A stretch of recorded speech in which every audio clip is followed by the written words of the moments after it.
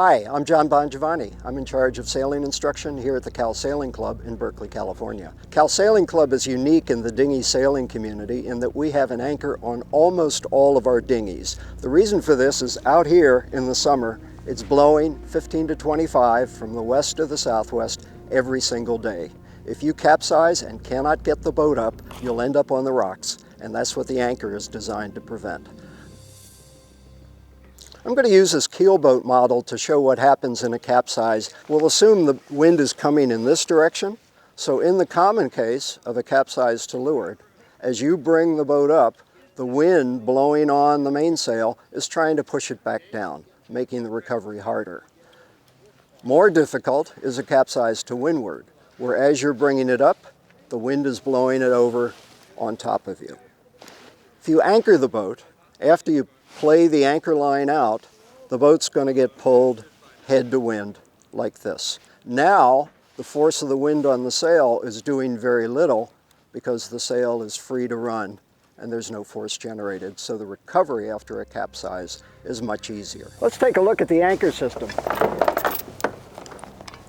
The system has three parts: the anchor itself, a chain connected to it to hold it on the bottom, and about 50 foot of line connected to the chain and tied to the boat at the other end.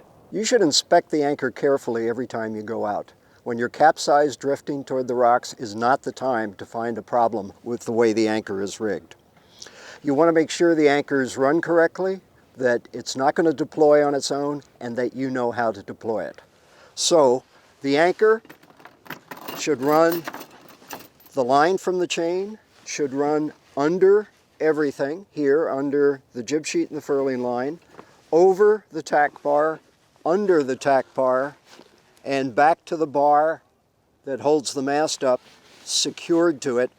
We like to have a couple of wraps around the bar and then a bowline, or even better, a double bowline holding it there. The second thing you check is to make sure the anchor isn't going to deploy on its own when you capsize. On most of these boats, it's held by bungees over the stock like this. Now this isn't particularly secure, so if it's loose like that, you can take one of the bungees and wrap it around the crown like that.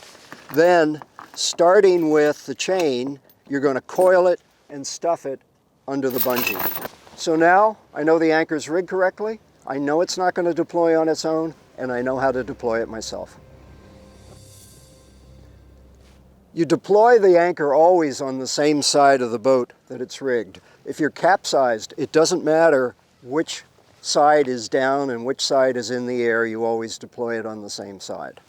You deploy it underneath all of the lines, the furling line, the jib sheet, and you deploy it between the forestay and the shroud. You do it a little bit at a time. If you just took the whole thing and threw it, you'd end up with a tangled mess that might not even reach the bottom. After a while, you'll feel it hit the bottom. You can give it maybe another foot or so, give it a tug to try to set it, and then slowly deploy out all the rest of the line. If you've done everything correctly, you'll get a nice clean run of the line here under the tack bar back to where it's secured.